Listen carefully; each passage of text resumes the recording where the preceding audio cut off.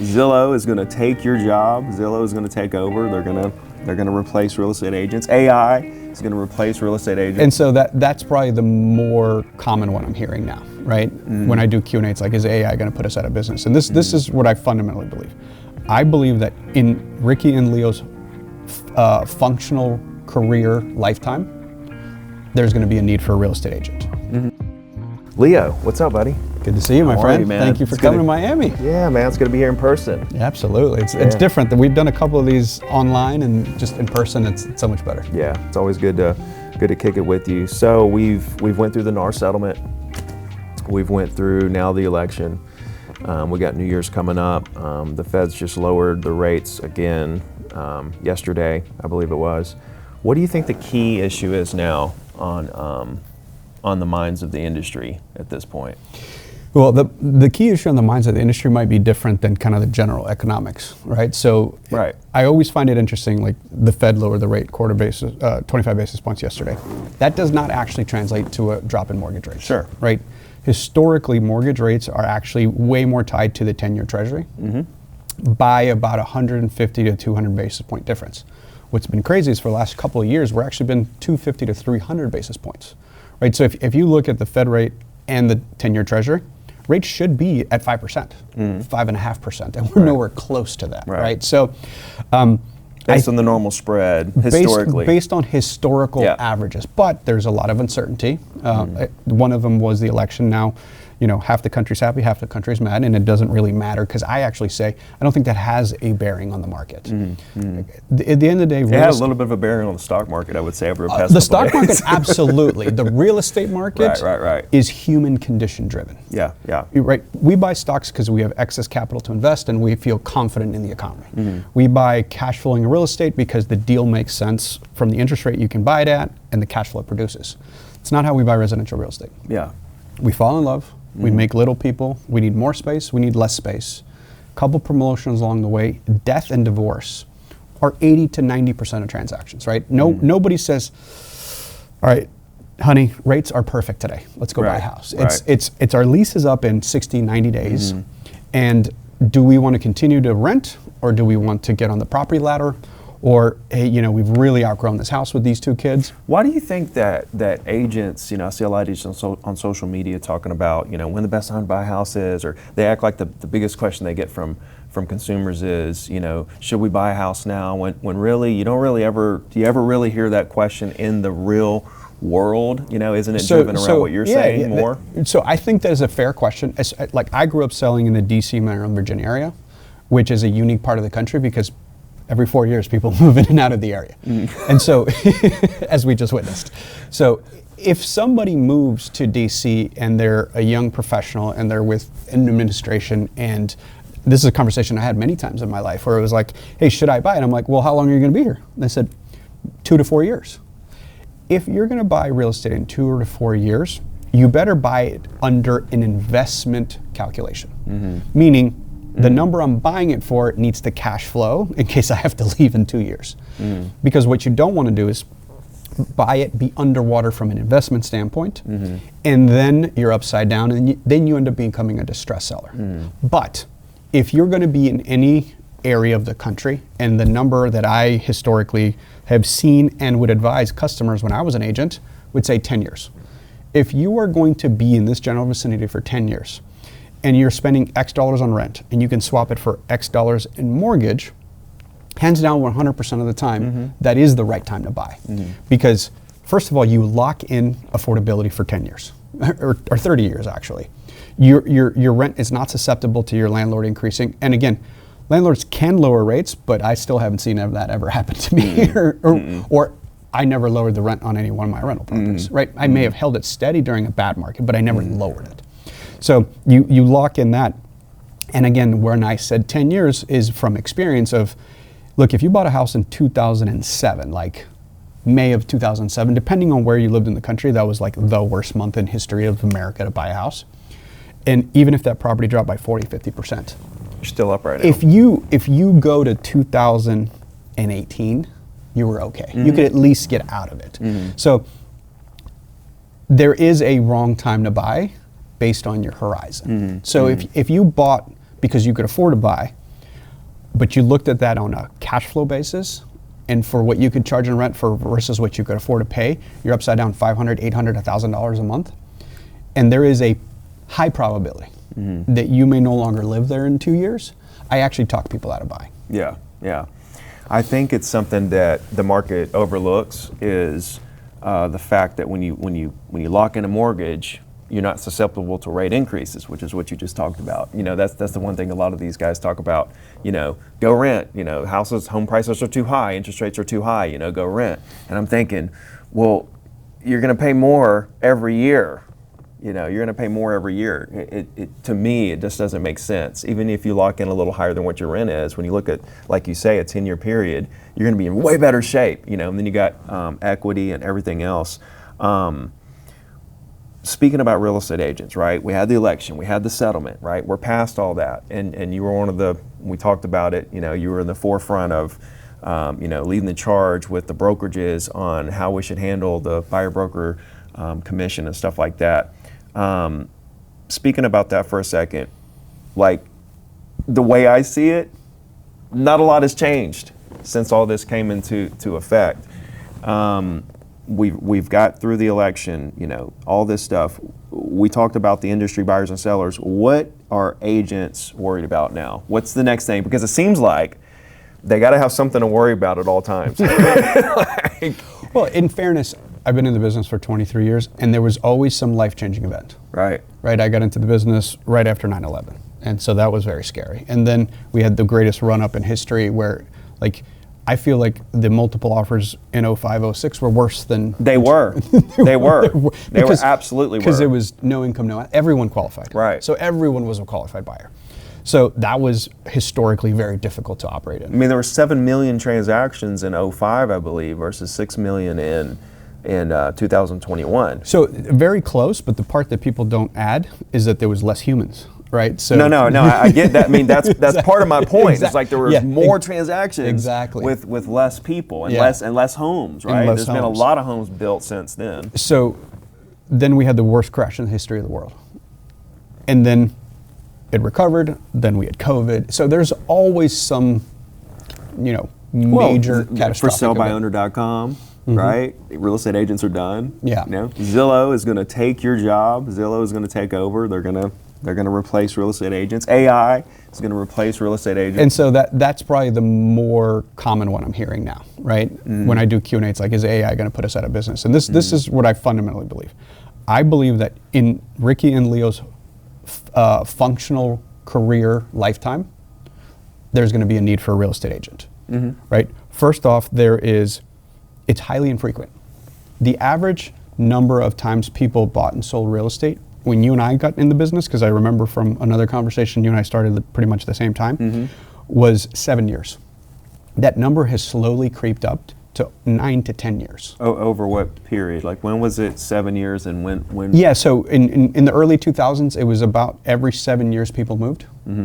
Now it's getting closer to every 9 years people moved. What do you think is the cause of that? Yeah, no, that's what the data says. It's partial rate lock, right? Like the average interest rate in America for 84% of all Americans have a sub 5% interest rate, right? So even if you found a house that was equal to or greater than, to swap a 3% rate for a 6.5% rate, that takes out a huge portion of the potential sellers. So people are just holding onto homes longer.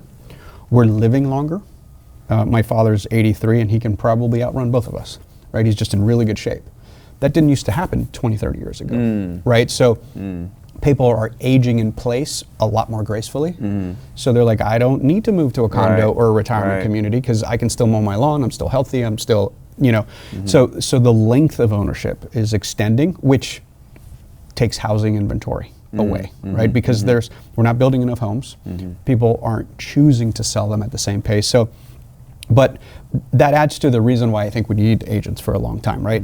If I do this only but every a decade, well, whatever you did when you bought the house is completely different. First of all, you probably signed paper 10 years ago. It's funny to say it out loud, right? Like paper, blue ink, maybe a fax machine.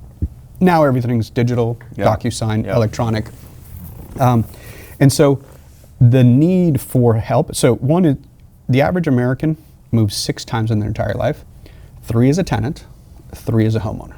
And it's typically your starter home, your move-up home, your move-down home. If you think about that, that's very infrequent, and it turns into very emotional, right? Like, it's not like buying a cash flow property or picking an office where it's like, okay, does this have enough square feet? It's a big deal. This is like, and I think you can relate to this. Like, I, as an agent, transacted like close to 4,000 properties. I haven't lived in that many homes with Ariana and the kids. And even when we bought, we turned into emotional wrecks where all of the logic goes out the window. And I always like to have an intermediary party to keep the two sides from killing each other. Yeah. Speaking of people hanging on to their homes longer, right, and that like messing with the inventory and stuff, what are your thoughts on this whole, people having less babies, population slowly going to dwindle over the next 100 years, we're going to have empty buildings and stuff in the next, century? It's a very real, like, again, I'm a data nerd, well-known phenomenon that when you go from a third world to a first world to an industrialized country, the higher the standard of living goes, the more expensive it is to live. Having kids is more expensive in a first world, highly industrialized country than a emerging third world country. And there's actually a very good example of what not to do, and it's called Japan. Yeah, they have empty. In the US, we have roughly 94, 95, 96 million residential places we can put people, including rentals, apartments, single family. We're short like 4 or 5 million. That's why prices haven't come down, even though rates shot up to 8%. Everyone thought the market was going to collapse. And that's due to the creation of new families that need homes, et so cetera. that ingredient is called household formation, which, by the way, ours is still going up, which is a really good thing. And it could either be one of 2 ways. One is birth rates, also immigration. Right. So as long as there is more we don't demand, have any problem with that, I don't think, right this second. No, but again, but if you look at Japan, they had a very closed philosophy, and now they have 60. Where they just don't let anybody in the country, basically. Correct. And then did they also have a replacement of baby problem? Right. So their problem is so exacerbated now that they have 68 million. And why do they do that? Do you know? I'm not part of that economy, but this is the interesting one. 68 million places to put families in, like apartments, rentals, single families. There's only 60 million households. So it started more in the rural areas, and now it's actually even going into inner cities. So you're saying there's 68 million homes available with 60 million people? With 60 million households, families. Households. So there's 8 million vacant empty homes. So we're short 4 million. They have in excess. We're short 4 to 5 million, depending on the economist you ask. We have empty homes in our country, right? But it's still an excess of owner. Excess of home, excess of primary. Like we have empty homes, but we have an excess of the amount of households needed. Correct. Versus they have an excess of homes, less the households needed. Got it. Big distinction. Yeah. So the election's over. The stock market went crazy. What do you mean? You can't predict anything. What's your feeling for next year when it comes to So I've made predictions, so I'm going to stick to them. Okay. So I didn't know if you're a prediction guy. Some people don't like to do predictions because they don't want to be wrong. And then in the last, I think that's a choice you make, both in leadership and then being public by being on social like you are. Look. Sometimes I like right. predicting, and I don't care if I'm wrong. Sometimes you're right, and sometimes you're wrong. That's the fun thing about predictions. So last year, so October of 23, I got up on stage in front of 6,000 people. I said, this is my prediction. I said 23 will be a copy-paste of 24. 23. Or 24 will be a copy-paste of 23. Of 23, yeah, which it was, basically. Basically, right? Yeah. So we sold 4 million resales with 600,000 new construction. We're on pace to do 3.9 million resales with 700,000 new construction. We're right in line. So a little more inventory, but right in line as far as sales, pending deals, etc. So 23, 24. So the prediction that I'll go on record with, because I've already gone on record, so is if nothing crazy changes, so I'm assuming the rates, like I even made this prediction before yesterday's cut, but let's just assume it stays relatively flat. Because the difference, if you look at January 1. Mortgage rates stay flat? Are you saying? They actually bumped up a little bit after the election. But again, what are you saying stays flat? 10-year Treasury, mortgage rates, Fed rates? Let's just assume they all hold. Okay, they all hold. Which, by the way, there's room to naturally float down without any cuts. With the spread of the 10-year Treasury, of course. But let's just assume it holds flat. If you look at where rates started Jan 1 to November 1, they've already come down quite a bit, right? So at today's affordability, with, as you pointed out, the newer inventory, so we're up like 34% year over year on inventory. Which is that even back to pre-pandemic levels? It's not. It's still we're still lower than we're pre-pandemic. like 20% lower. Yeah.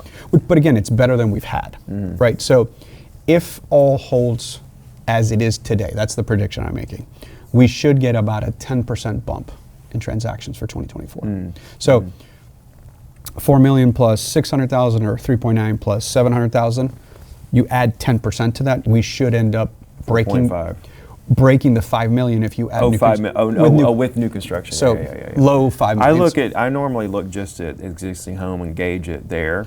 And the reason why I bring it up is because in 2024, 20% of all sales will be new construction, which is substantially higher than average. Average is between 10 and 15%.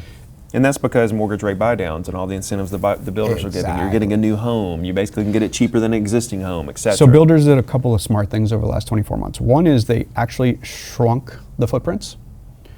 Made the houses smaller. They did shrinkification like we've seen other parts of the economy do, where it's like, hey, we don't need to build as much house, but it's still new, and I can get you into this for $450, $500, whatever price point your market bears. In some parts of the country, it's equal to resale. So it's like, why buy resale when I can buy brand new? Lower rate. And the third one is exactly what you said. It's that buy down rate. And again, I think for any agent listening, they should be educating their sellers that is a tactic to get the house moved quicker. Be like, hey, like I recently saw a product that was interesting. It's newer, but a third of outstanding mortgages technically are assumable because they're govy of some sort. And so there's a startup trying to identify those properties where, again, it's tricky because let's say you have a first deed of trust with the VA at $400,000, but the house is worth $700,000. Technically, based on the underwriting, you could assume that mortgage, but you have to come up with $300,000, right? You're not doing 10, 20% down. Right. Because most of the people who captured a really good rate did it 3 years ago. So the equity's gone up quite a bit. And so, but those assumable loans are tougher right now with the equity. With the equity, but they're phenomenal. They're phenomenal. If you could get a 2.85 30-year fix with 26 years left on it, that's gold. And these are FHA, VA, USDA.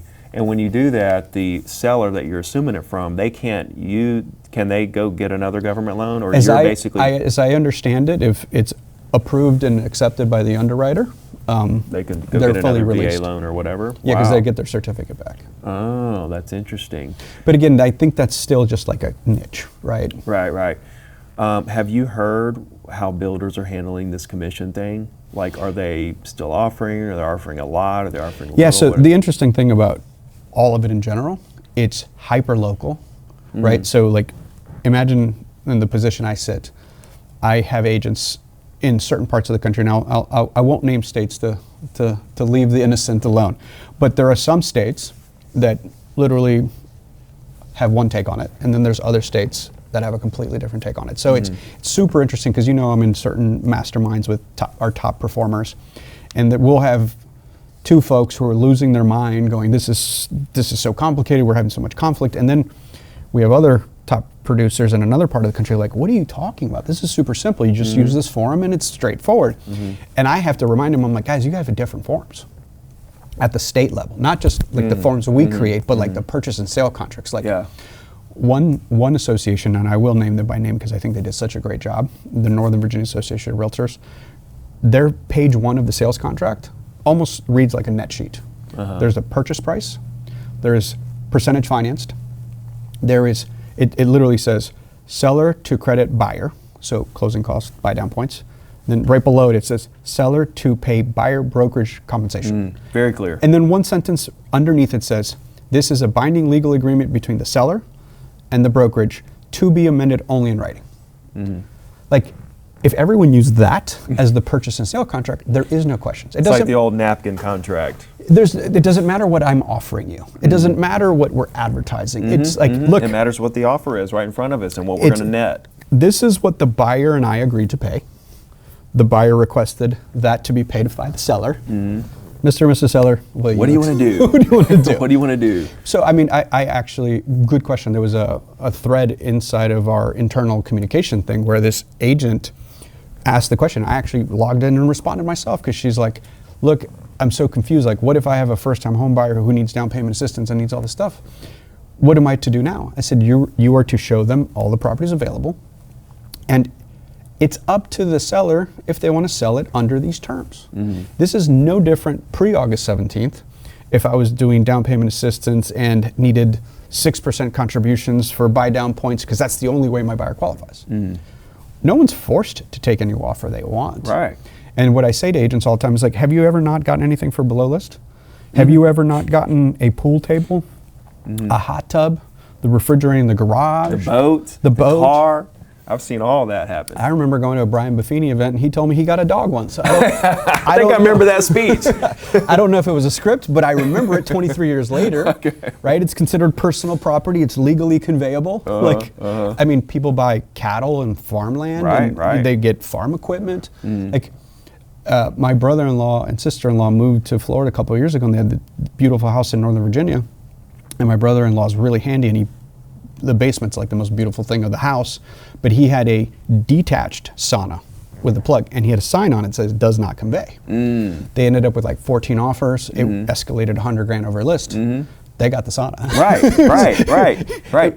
It literally said not included. Look, it's like when you put it in the contract. Okay, you put it in the contract. The seller, we negotiate the deal, and in the contract, the seller says, as is, right, will not do repairs. Okay, real capital letters, right.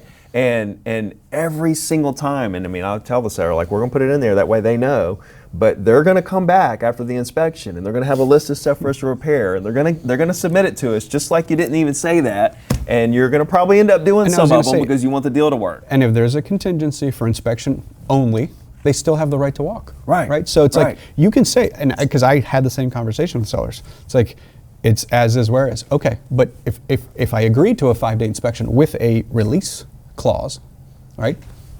You're open for negotiation. So that's how I feel about this compensation conversation. I think people overcomplicate it, right? It's like, if the seller doesn't want to accept the offer as presented from the buyer, because that's the distinction.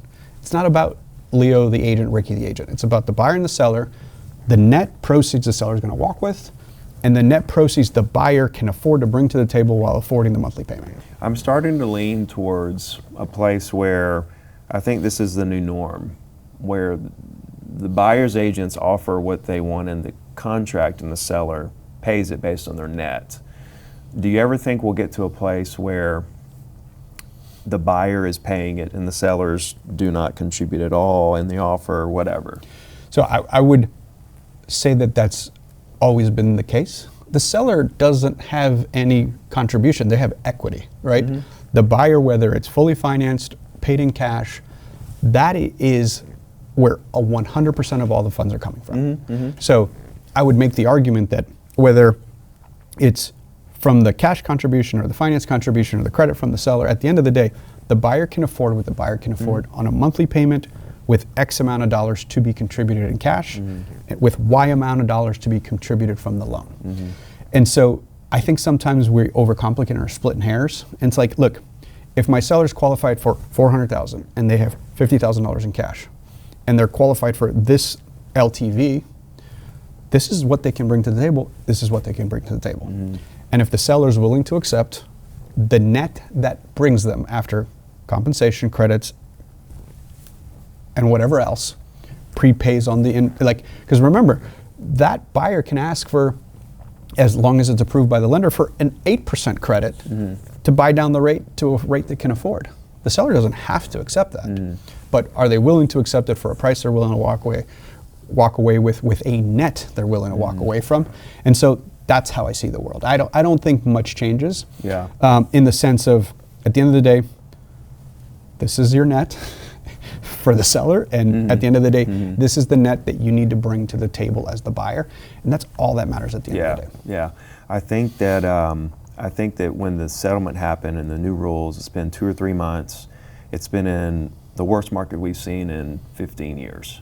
And so it's maybe a little misleading and it's brand new against a 40-year model we've had. It's going to take time to unwind. I guess the only fear I have is if we get back into a 2021 or 2003 market where we're getting tons of multiple offers, people offering more than asking price.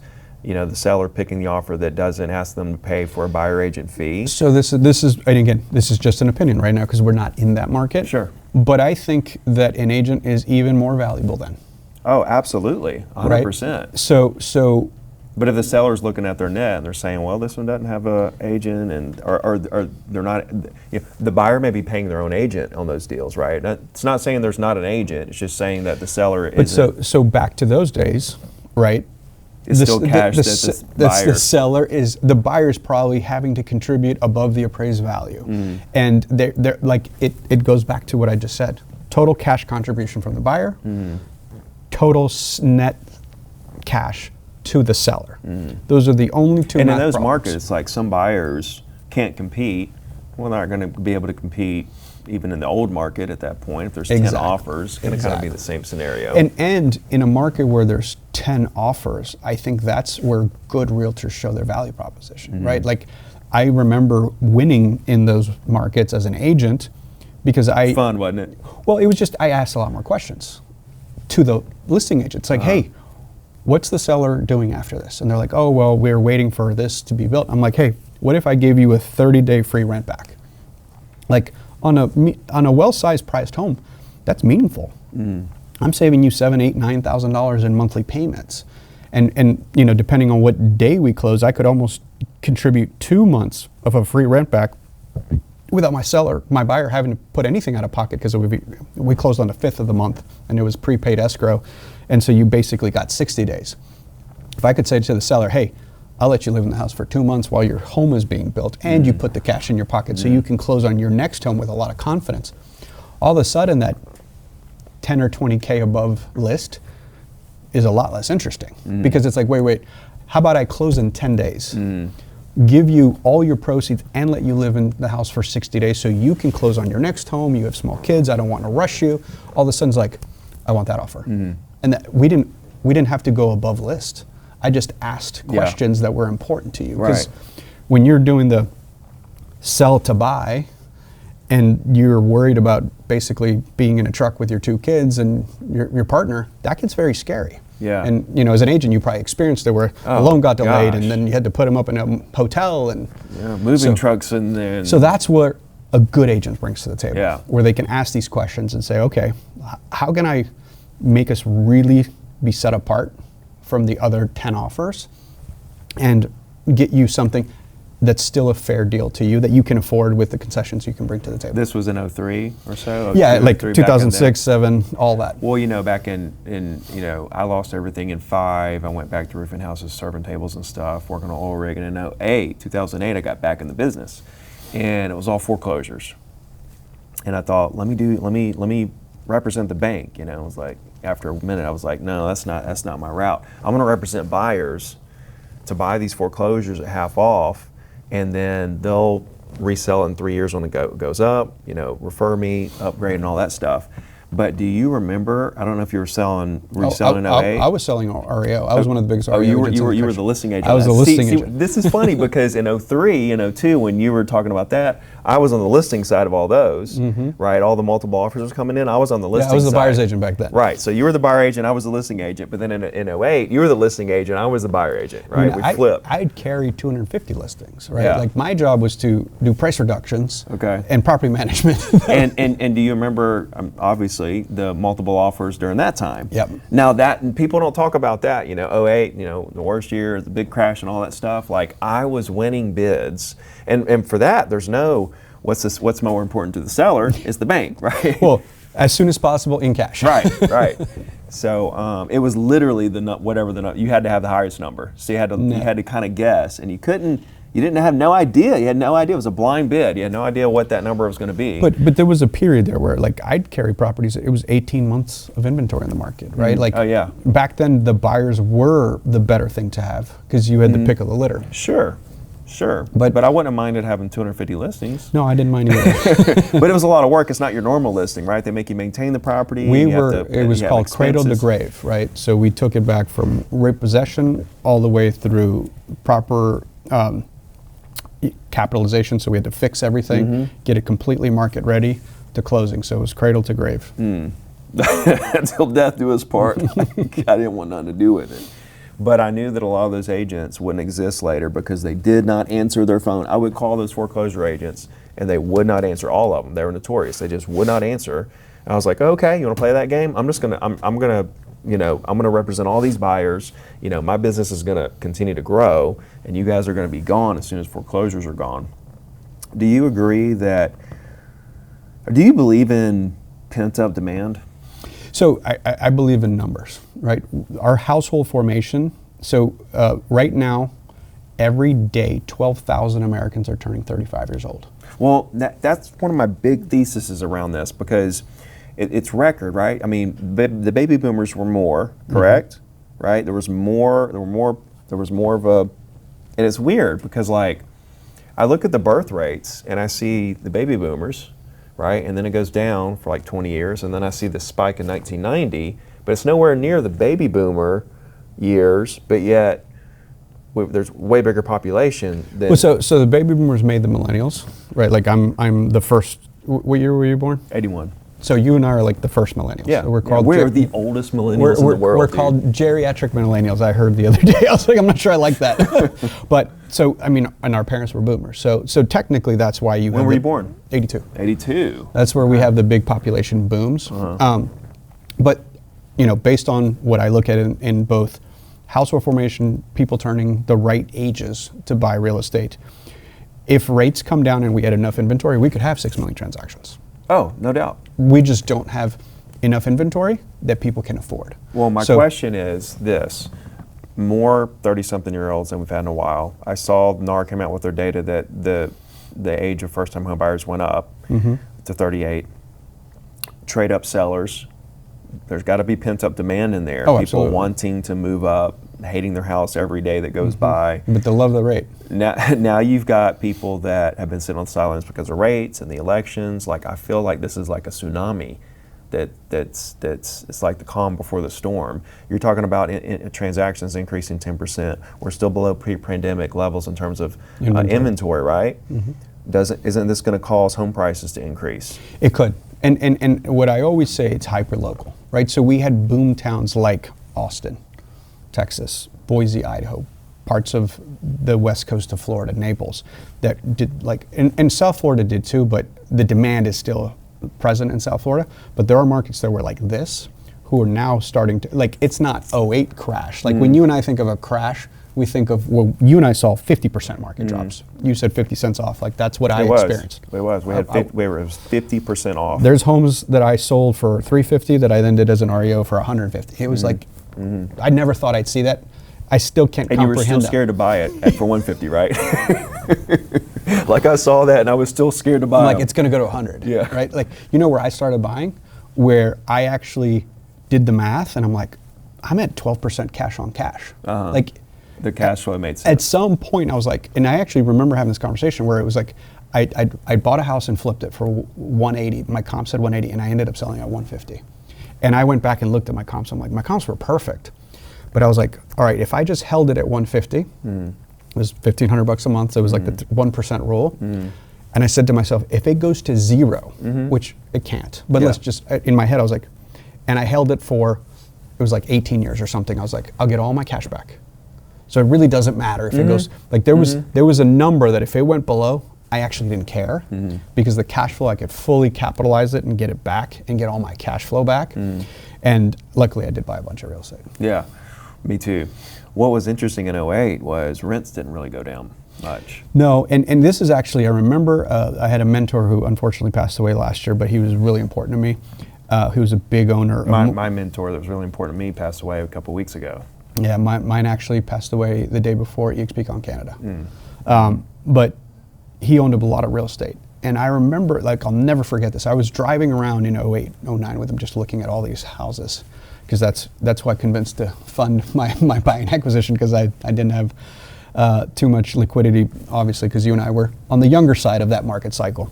But he told me, he's like, the beautiful thing about residential real estate, and that includes multifamily, is that it stores human beings.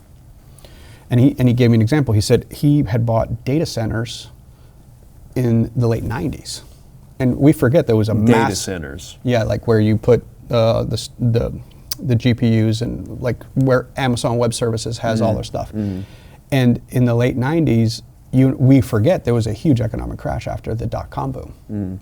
And he actually had warehouses that sat empty for years, like 2-3 years, because he told me, he's like, I couldn't have lowered the rent to zero.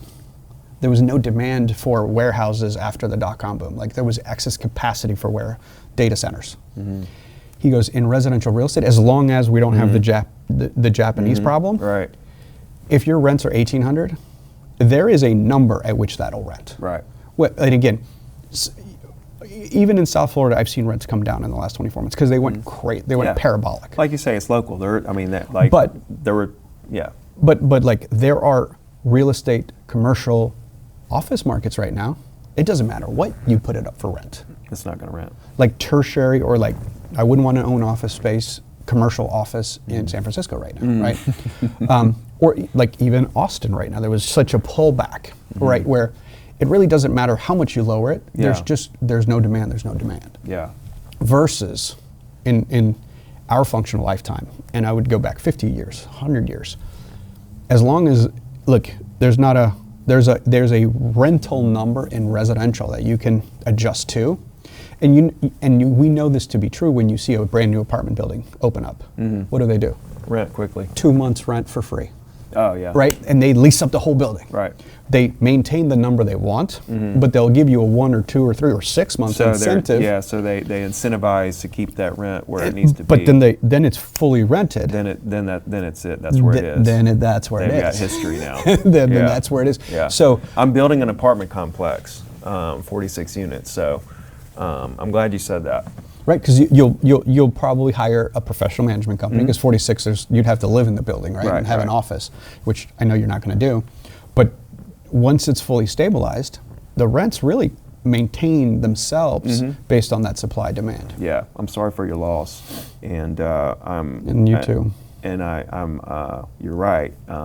We were on the younger side when that cycle happened, and thank God, because there were 40, 50, 60-year-olds that were going through the same thing I went through in my mid-20s during that time. I was 23. I gave back 14 properties to the bank. I had to do short sales on a lot of them because I thought I was very special, and I wasn't. I had a heartbeat, and I qualified a mortgage debt that I shouldn't have qualified for because I was buying way over leveraged real estate.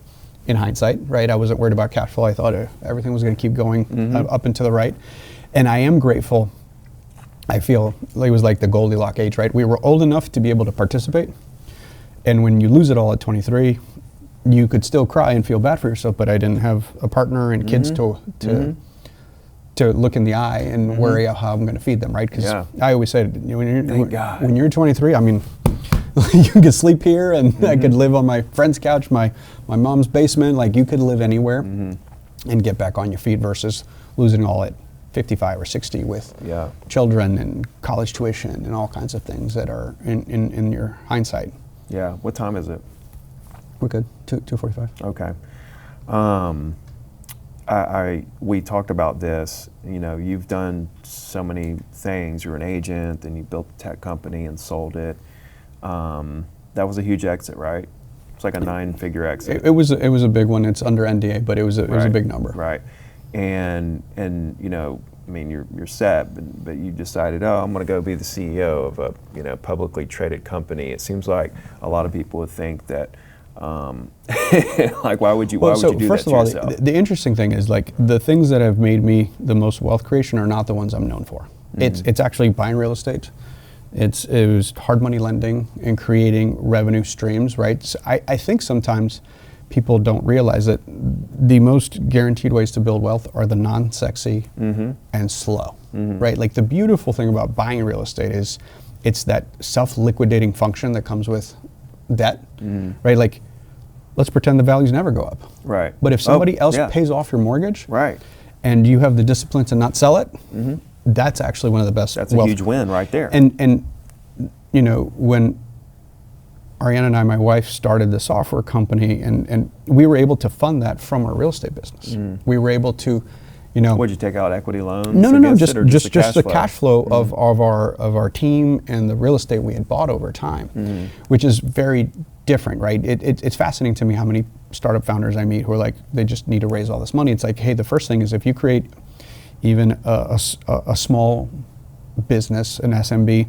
that creates enough cash flow to fund your ideas, there's a lot of discipline that comes with finding product market fit from cash flow, right? Because we just lived through an era where there was lots of money raised for ideas that didn't really pan out because there was cheap money available, right? Like the Vision Fund and all the people writing these checks for businesses that we could arguably look at and go, really? I'm not sure I see that pencil out. So, you think there were some that you didn't think would pencil out that crushed it?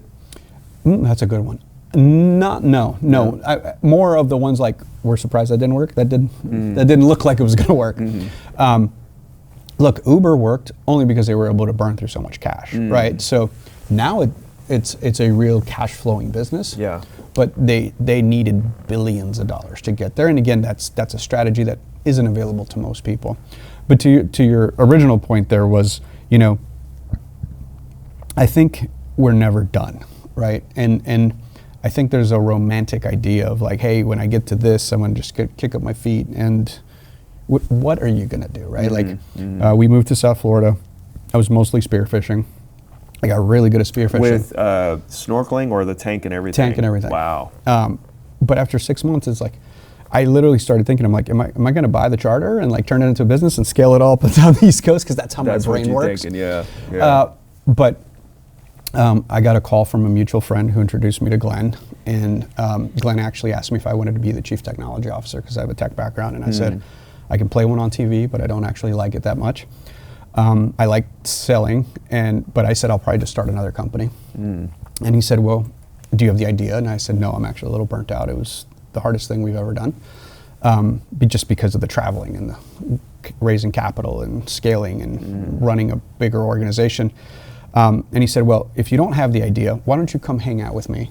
I have a little company that became a big company, and I have all these things to fix. And I heard you're good at that. And basically Glenn's pitch was, come hang out for like 6 months. And he goes, when you get the next idea, we can either buy that company and you can, I can be your partner in it, or we can, if you get an idea and you raise a round, I'd love to contribute. And so, by the way, he's a better salesperson than most people realize, because it was like the perfect thing to say to me. Perfect pitch. To me. Yeah, it was highly tailored, because it was like, how could I say no? It was like, oh, you just want me to hang out? No wonder he's where he's at. Wow. And so he's like, just come hang out here. And then, he's like, come up with a title that makes sense. It doesn't have to be very public facing, because I was at the company longer than most people knew me. And then 6 months in, he's like, hey, I heard you're touching this, that, and that, and this, and this, and that. And I was like, yeah. He's like, well, you're kind of running the business, so I'm going to give you a different title. It's called be Chief Strategy Officer, where you basically, his words were, you can be the shadow CEO, but I'll stay in the front, so you don't have to be out front. And I was like, that's because I actually said to him, I was like, I'm actually having fun being the fun uncle versus dad, because my entire life I've been founder and CEO. And 6 months later into that, he goes, okay, I'm ready for you to be CEO. And I was like, I'm having fun. Like, this works. Like, you keep the title, I'll just do me in the background. And then 6 months later, he tried it again. I was like, it's good. We don't need to mess with anything. It's not broken. Yeah, and that was December. And then March 18th happened, or March 15th. And then that was the day of the NAR announcement. Then that Monday, March 18th, is when I went live on YouTube and felt like what it was like to be Ricky Carruth for a day. I had 53,000 concurrent people show up, and I got very loud. And then by that Sunday, he called me. He's like, you are the CEO. I was like, let's have a conversation. I was like, can we talk about it? He's like, no. This is what it is. He said, the board and I met. Check your email. We've already talked about this. You got some new paperwork to sign. So So that's actually how it happened, which I think is a really good comparison to like. It's almost like instead of just marrying someone, you know, you were friends for a while, then you dated, and those marriages normally end up a lot better. But it's almost like when someone sees you, it's like, hey, you didn't go from realtor to like internet personality. Yeah. Right. It was a process. Like you tried this, you tried that. It's like for you to say like, hey, you're exit a tech founder to CEO of a public company. There was 2.5 years in the middle. It's really a process. Yeah. And it was not like it wasn't like I want to go be this. Because if in the first conversation was like, dude, I've never had a job. I don't want a job. He's like, good. I don't want. Not looking for employees. He's like, this works because I have plenty of employees. Like, come help me with this stuff. And he's like, I won't tell you what to do. I just go fix this stuff, and you know, it'll work. And I was like, okay. And then it was like, hey, why don't you do this other thing? And then, but and I think it was actually a better way to become CEO because I feel like you as a sample size of one, you guys got to know me a lot better. It wasn't like, hey, this stranger showed up out of nowhere and he's the boss now. It was funny that Sunday when Glenn called me and I said, what changed? And other than like the obvious. And he laughed and he said, hey, I did a town hall with like 400 agents about this thing. And during Q&A, the only thing they want to talk about is when you were going to become CEO. So it's pretty apparent that the time is right now. And again, kudos to him to like, I think some leaders would be threatened by that versus Glenn's like, I'm ready, you're ready, the agents are ready, let's do it. Was that his first time? Did he give the CEO to somebody and then come back? Jason, he was with us for quite a while. That's right, yeah. So I think he's been trying to figure out how to put somebody in that spot for a minute, looking for the right person. He's great. Yeah. I love Glenn. Speaking about companies losing money and stuff, that's not something we do. No, look, I think one of the most defensible value propositions we have is we're sustainable, right? So, you know, Glenn really created an entire category in the cloud-based brokerage. I feel like every new company will look more like us than the legacy players, right? If you see any national company who's come up in the last 5 years, right, who's scaling looks a lot more like us, right? Yeah. So the margin availability while still providing value to agents is almost virtually impossible with the brick and mortar. And so we've managed to create a model where it's 100% agent-centric, which is what I spend every waking moment of the day on. It's how do I make your guys' tool set better, how do I make the platform better, how I give you more reach, how I give you products for less than you can get them on your own. But maintaining profitability or the ability to, you know, obviously we've had rough quarters, we had to pay a little bit of money in the settlement, that kind of stuff, where as long as there are no surprises, just a tiny, we can maintain a profitable business, and profitability becomes really valuable because you can then invest. You can buy companies that make sense.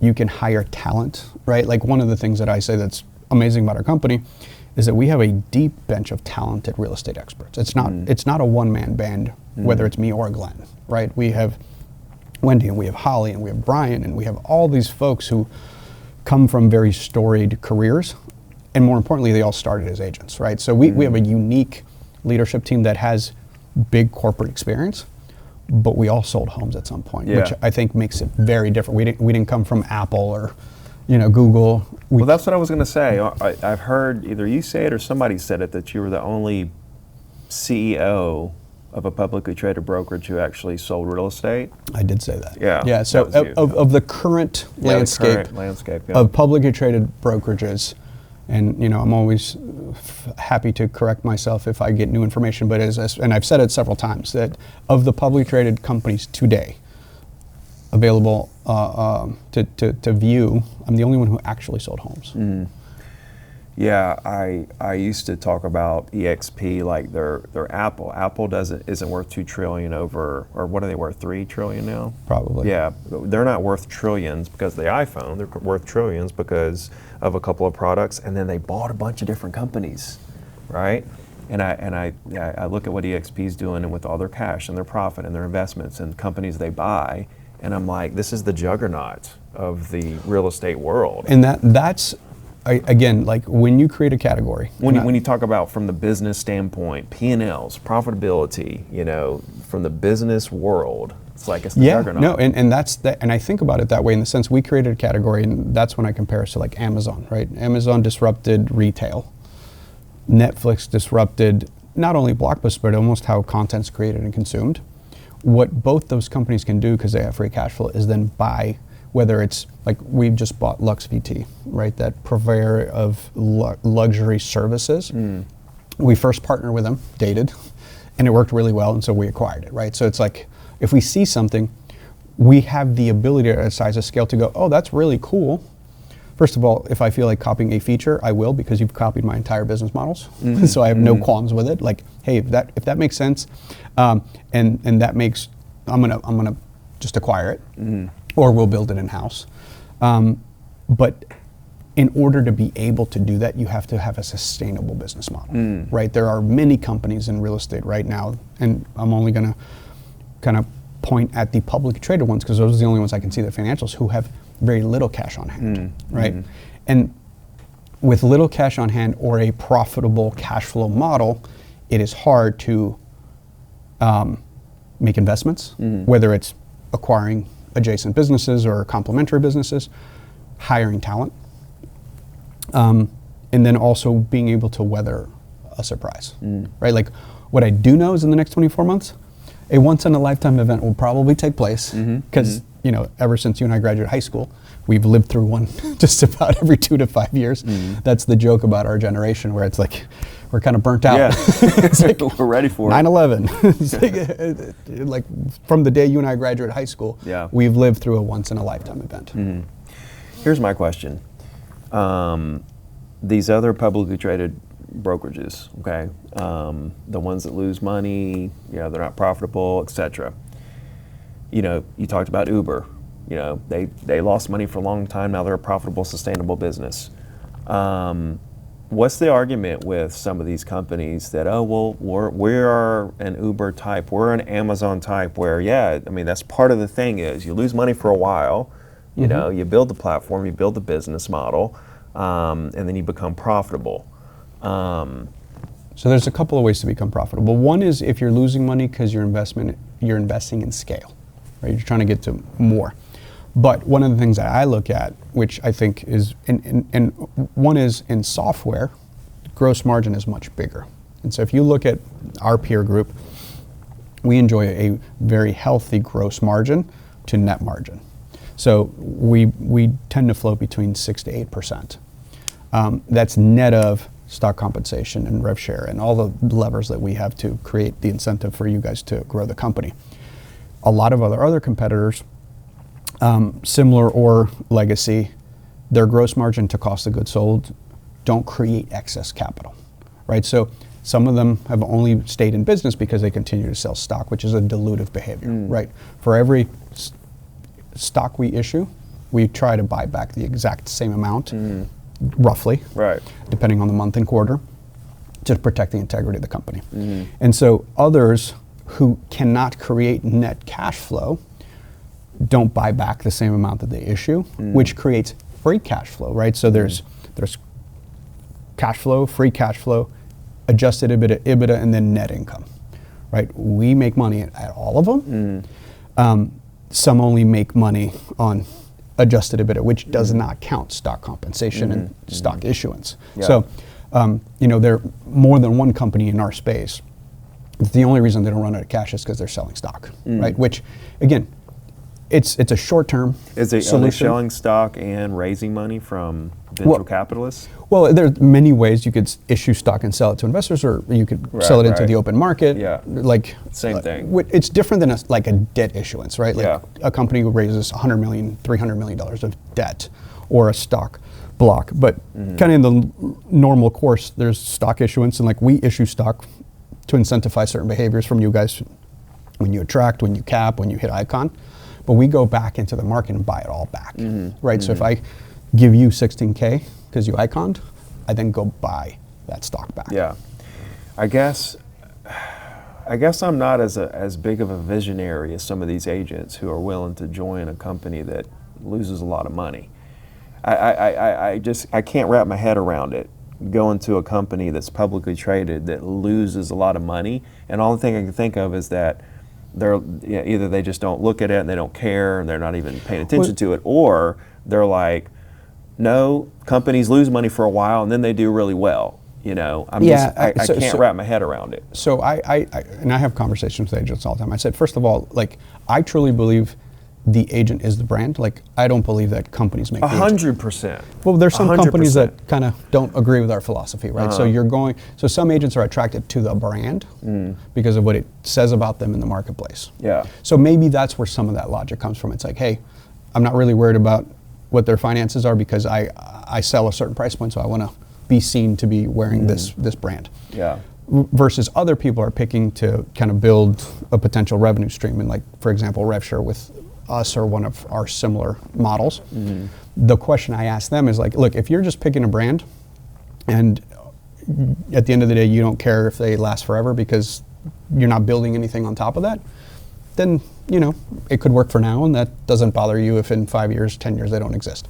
But if you're actually going to invest time and energy into building a revenue stream, RevShare is very different than any form of entrepreneurship. So, Ricky, whether you're selling houses or you're building your coaching products or any products you create, those rise and fall with Ricky's ability to operate. Like, nothing that Leo or EXP does affects Ricky. Now, your one revenue income stream with us, it actually completely, it's like 80% my responsibility, right? Like, you can get them to the dance and you can get them excited and you can get them signed the ICA, but when they get here, your ability to earn is almost entirely my responsibility, from onboarding them to paying them to answering their broker questions. And more importantly is that, like, if you invest 3, 5, 10 years and that becomes tens of thousands of dollars, hundreds of thousands of dollars in revenue to you, if one day I'm like, we didn't do good math, I could have changed it all. Right. You could have had 5, 7 years of time and energy invested get wiped out. Right. Which, I see where you're going with this. Some of these other companies that are like, free everything, and we're going to do this, and we're going to do that. It's not going to be like that forever. It can't. It's not sustainable. It's just, like, I like a sentence where I say sustainability equals legacy. I like that. I think that's a good place to end. Thank you, bro. Sounds good. Appreciate Thank you. it.